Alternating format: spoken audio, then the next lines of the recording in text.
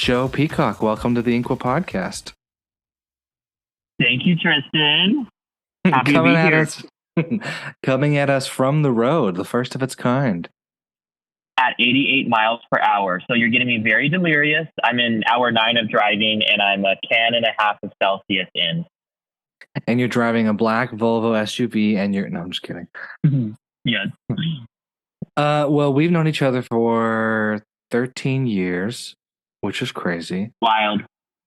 And also, I would attribute a lot of my movie likenesses or changed attitudes of early college to you. So I'm excited to finally have you on, even if we're just talking about Christmas movies. Wow, that's the sweetest thing, honestly. Thank you. I'm going to tear up making that. I want to say the same of you. You've been a part of a lot of movie viewing experiences. Yeah, we can never forget how much you loved Groundhog Day the first time we watched it. Or Planes, Trains, and Automobiles. No, you didn't. Not at all. I do. Planes, Trains, and Automobiles hit for me. That was a good one. And I still think of it like an airport meltdown scene whenever I travel. Well, I guess I already know, but let's talk about for everybody else. You grew up in Portland, Oregon, in the heart of the city. But what did you grow up watching? I grew up in a family of 5 sisters, and we really just cycled through like the same 15 movies over and over again. And kind of the keystone of those movies were Runaway Bride and You've Got Mail and Stepmom and One Fine Day, for just these real like late 90s romantic comedies were our bread and butter. But I mean, I know those movies and storylines like the Bible. Like that's what it means to me. Like it's what I always imagined my 20s and 30s would be like, are those movies. So needless to say, they've ruined me. They've paid off. And were you guys always watching more movies or more TV? Was it like kind of a split or? Well, we watched a lot of movies on the weekend, and like, classic that era, we'd go to Blockbuster, rent a movie, and probably watch it 3 times before we returned it. But we watched a hell of a lot of television, but we just had like the most basic cable package you can imagine, which is like the main broadcast networks. And so a lot of what we watched were the Oprah Winfrey Show, and then like reruns of Dharma and Greg and Friends, and then Entertainment Tonight, Extra, E! News. So this like huge block of programming of just like entertainment news, which wasn't great for like college preparation, but I think it has been good preparation for life. Yeah, and you've always kept up on it, and you're the person in the know, so it pays off, right? I think so. Yeah, it definitely keeps me up at night, but it is something I like to follow. What were some of those early movies that just opened your eyes, became your favorite movie, was the one you always referred to when someone would ask the question? The first one that comes to mind is The Parent Trap, and I just remember like being maybe going to see like the Rugrats movie in theaters and seeing an ad for The Parent Trap, and that was the first time I can remember of being like, I cannot wait till I go see this movie. And the weekend that I was taken to it, because I got to see it in theaters, really felt like an event because there had been anticipation built up, and then it just did not disappoint because that movie is like, it's a Nancy Meyers movie. It's her first film she directed. And it's just made with so much love and warmth, which I actually think is people kind of can like deflate that or put it secondary. But I think it's a lot harder to manufacture real warmth on screen than maybe darkness or dark or something like that. Like that movie is what it means to fall in love and family. I love that movie. I still do.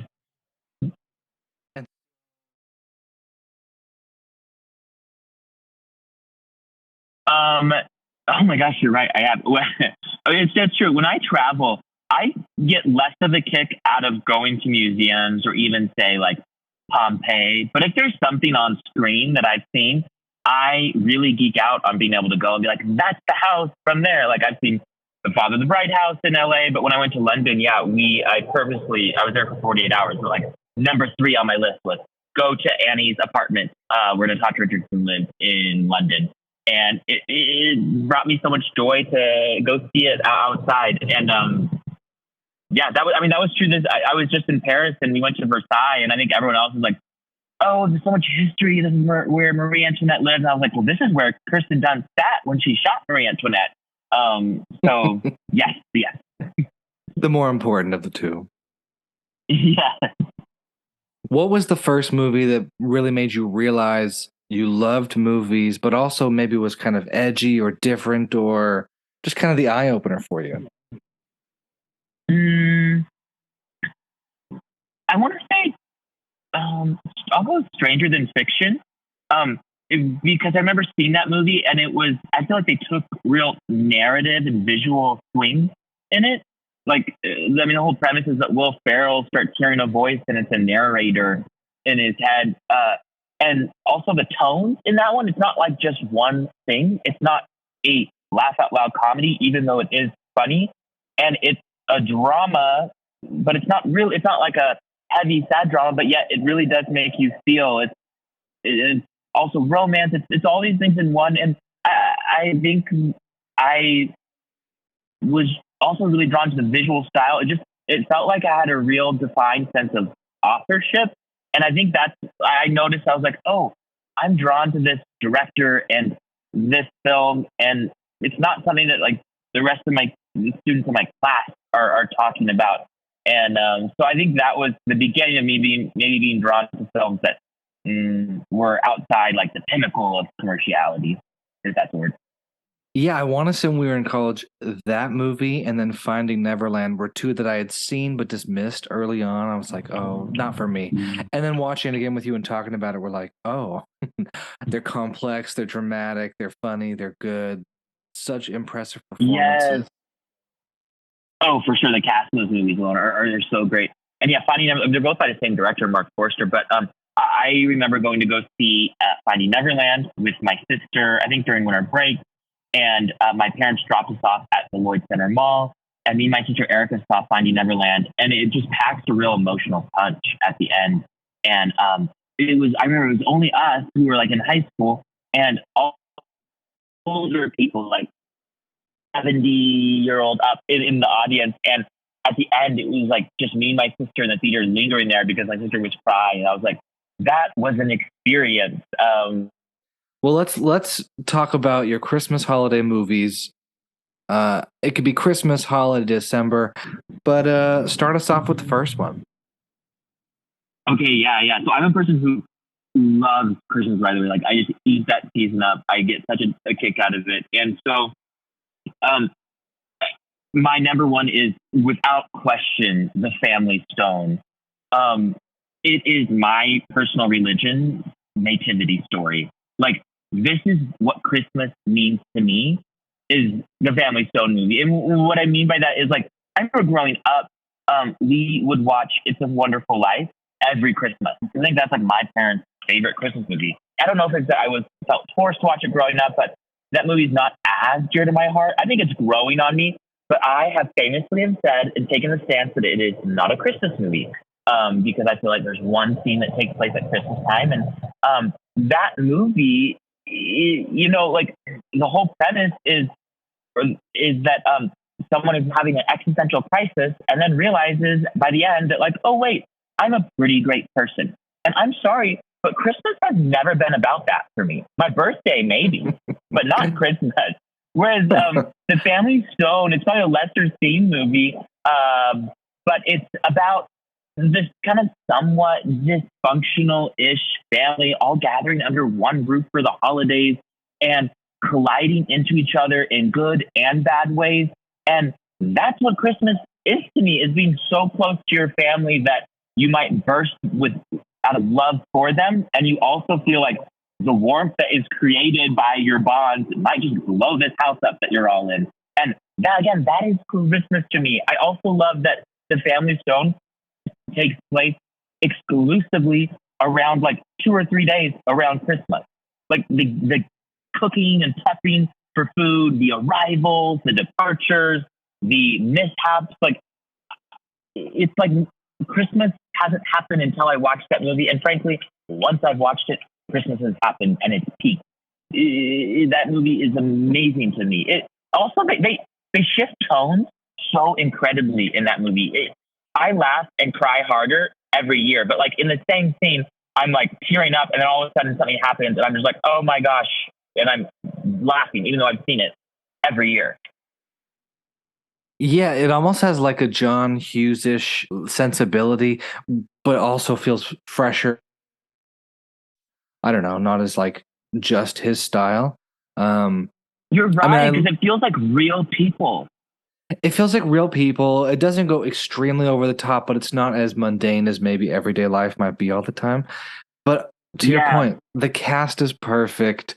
The setting is perfect. The house is so cozy. The things that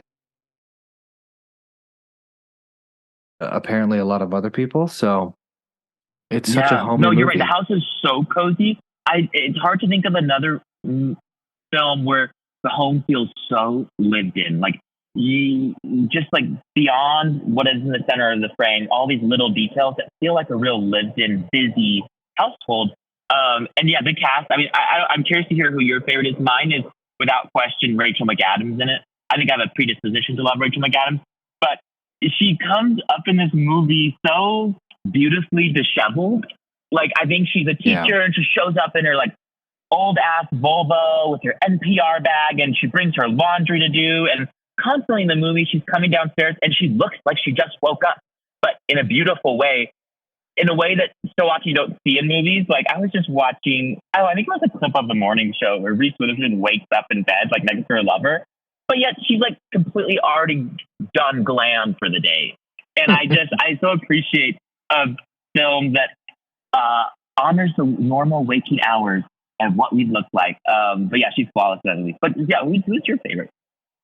I really love Diane Keaton in it. I think she's just like Uh, so motherly, but also so it's a yeah, mixture of composed but deeply passionate and emotional. She cares about all the kids and all the stories and what's happening in their yeah, lives.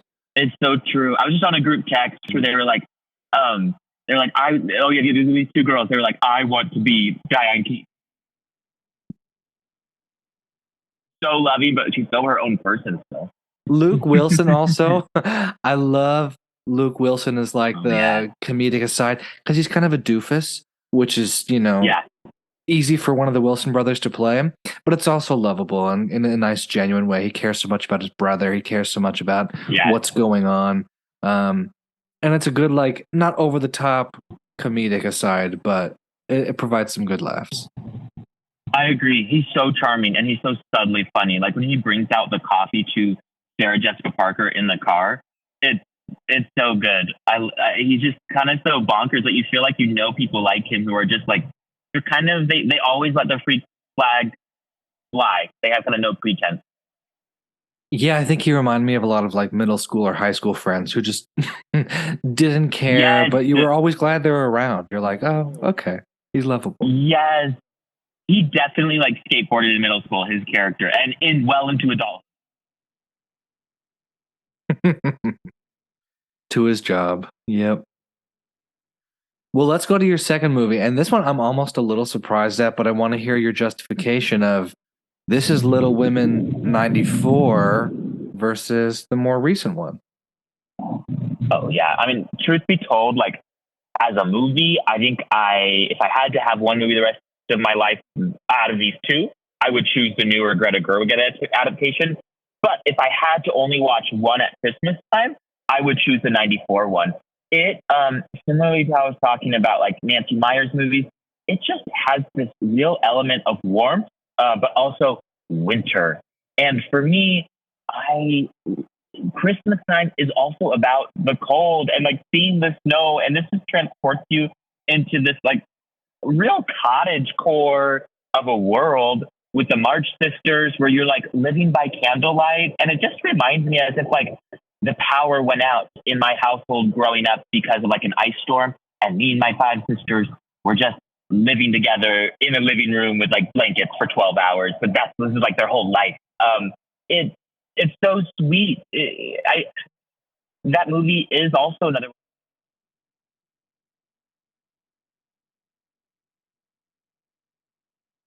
Yeah, I've seen this one, I think, twice. And I will say, and I want to hear who your favorite cast member is. I really remember Susan Sarandon and Winona Ryder the most.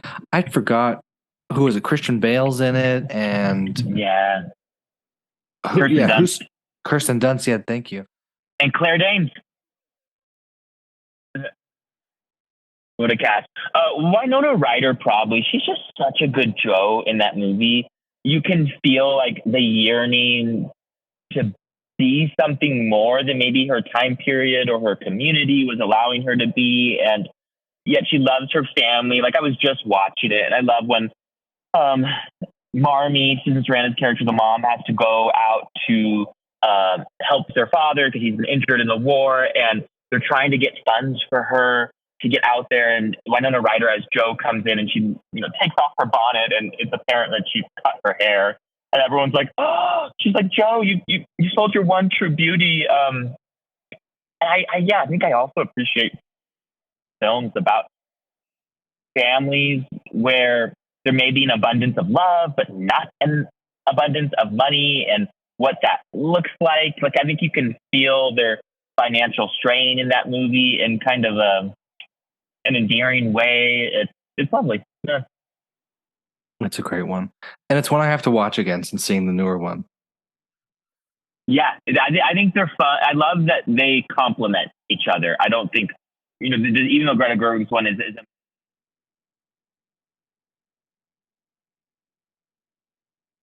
well, let's move on. Speaking of families, broken families, let's move on to your next one. Stepmom with Susan Sarandon again and Julia Roberts. That's right. Oh, okay. Yes. Julia Roberts, as you know, is everything to me. And this movie is a Christmas movie, but it's also a fall movie to me. I think there's it's a perfect watch basically from September through February. Even if you wanted to watch it once a month. I spent a famous New Year's Eve with friends watching this movie, notably Ben Manning.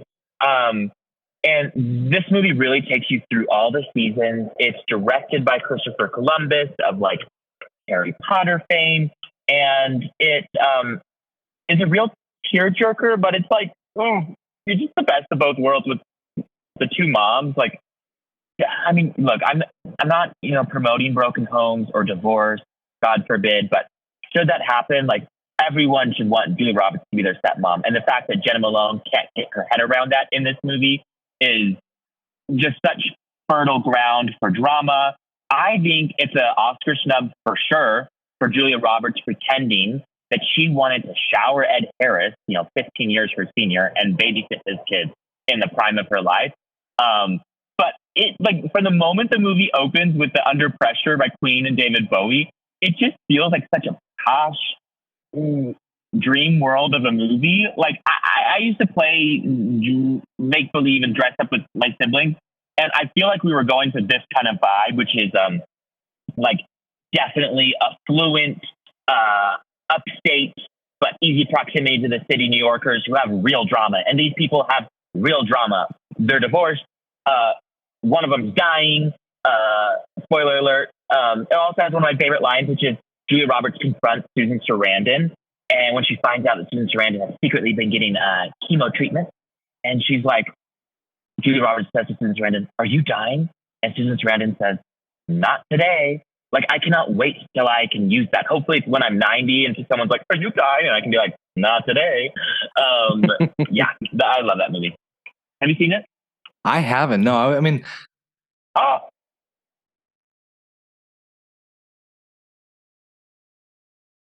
this shocks me. I'm going to have to message Janice, your mom, just to chat about where this was in the household. I will say in my household, it was literally in my mom's drawer because it's PG-13. Because there is, again, that shower moment between Julia Roberts and Ed Harris, which I don't think you see. You just kind of like hear about. But needless to say, I remember my first viewing of it was when my parents were on a date, and me and my little sister Adrian, I was circa 10, she was probably 8, and I was like, I think it's time we watch this movie. And we pulled the video out of my mom's drawer and watched it on her bed. And yeah, I would like to schedule a viewing with you and that movie, and Dewani. That's amazing. That's my Christmas wish. We'll make it come true once we're all back.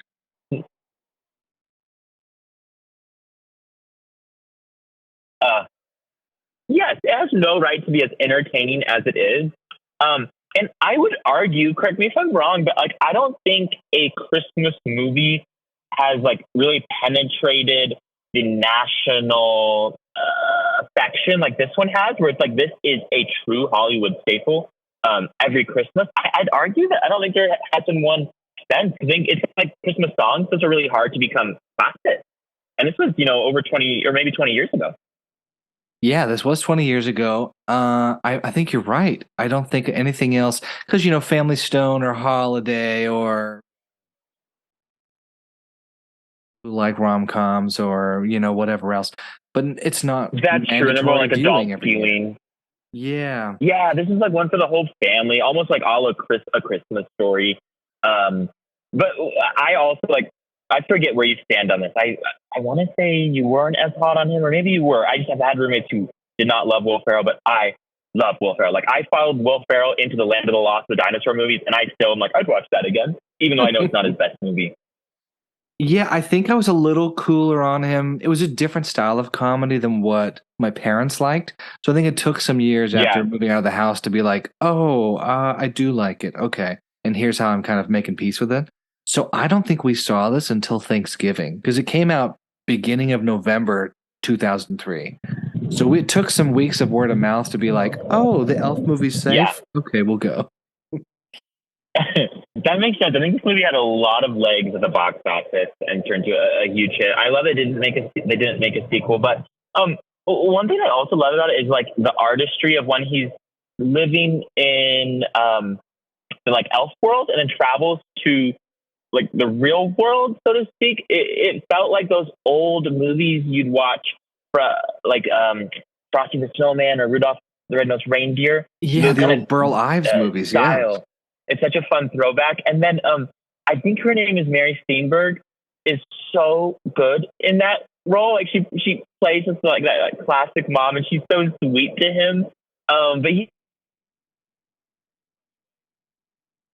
Well, and I love James Caan, and of course, like now we've watched Godfather or other like mobster movies or whatever, and you're like, wait, James Caan played the resistant but lovable dad by the end. It was so yes, he's so good in it. It's such a perfect contrast to Will Ferrell's elf character. One thing I go back and forth on, and maybe why it's not like number one or two for me.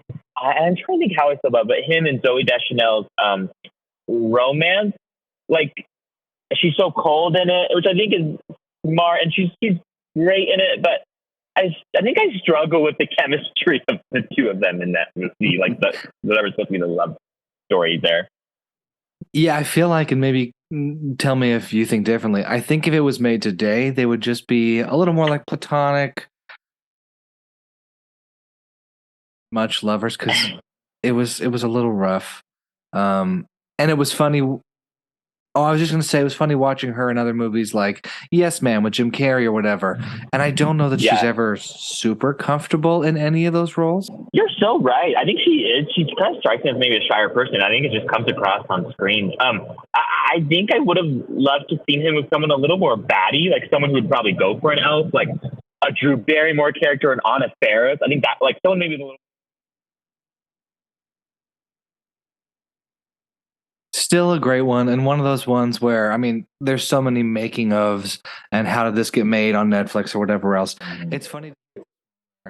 The studio was not a fan, and then they were shooting, in New York. I didn't know that. Using, I mean, the guy who runs Gimbal was filling in for Wanda Sykes, which is why his like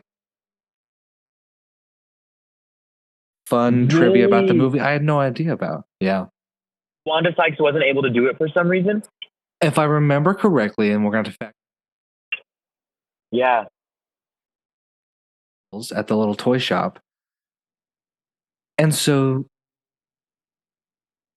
and I think he's just a buddy of Jon Favreau's who was just like, I'll do it. Just let me fill in. And then took over the role, which I loved. It was great. Yeah, he's so funny in it. And that's fascinating that the studio didn't think it had a hit up on its hands. Like they didn't like the dailies or something coming through. Yeah, and it was one of those things where between Jon Favreau having not a huge track record, and then when Will Ferrell and his comedies, they just really weren't sure what it was going to do and if anyone was going to show up. So I love to see that that's the one that succeeded and is now part of our Christmas canon.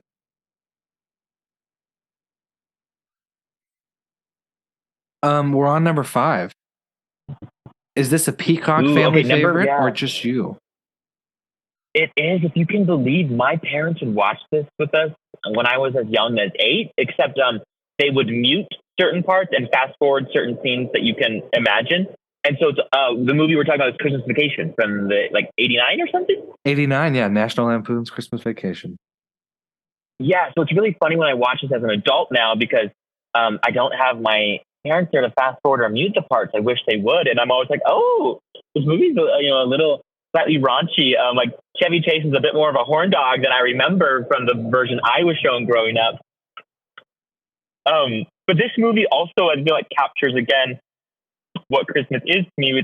I talked about with the Family Stone of just everyone being under one household and dealing with, I think, the expectations and anticipations of Christmas coming and the preparations, which I think with just about any holiday, I kind of love the pressure, the preparation for that holiday more than the actual event itself. And I don't think that's like a problem of being in the moment. I think it's just like, I love the work that we put in for it and the kind of doing it together. That's so fun. But this movie, in contrast to Family Stone, I think the comedy is a bit more like heightened and exaggerated as far as all of Chevy Chase's shenanigans. And I love the 4 grand coming and just absolute chaos. But I think the humor in this so lands and it captures something that's just so exhausting about an extended.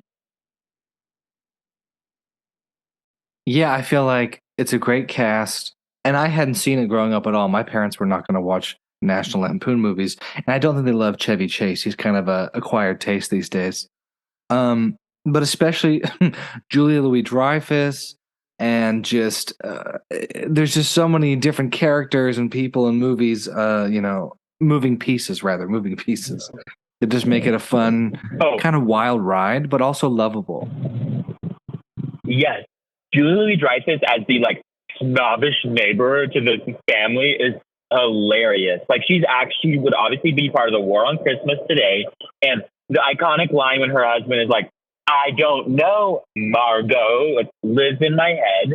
But then also another Juliette Lewis as a teenage daughter is also so funny. Like I love the line when his Christmas lights aren't working, and the grandparents are kind of like poo-pooing Chevy Chase's work, and Juliette Lewis is like, "Well, he worked really hard on it, Grandma," and the grandma's like, "So do washing machines." Like it's so good. That movie's so funny to me, and I love a little like stupid theme song for it, and then also Randy Quaid showing up. I think it's Chevy Chase's brother in the RV. Like who doesn't have relatives like that? It's so gold. So good, yeah. Showing up and imposing and ruining everything even more. Your top 5 is a great top 5. What do you still need to watch this season before, or in the week? Yeah, well, if you can believe, I have not watched The Family Stone yet. I meant to watch it last night before I hit the road, but oh yeah, so I'm gonna watch Family Stone Christmas Eve during the day, which I think will hit really hard for me.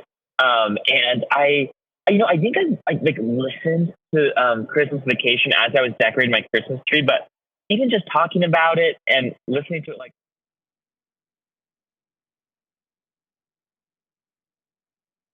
Wow, yeah, carve some time out for it. Any non-Christmas guilty pleasures you're fitting in there if it's not just Christmas movies?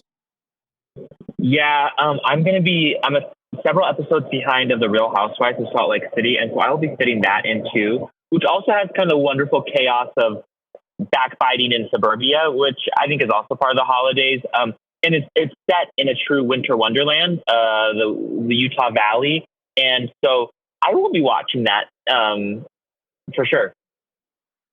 Well, I hope you watch it, and I hope you get on the show since you're going to be in Utah. And just look for those recording trucks.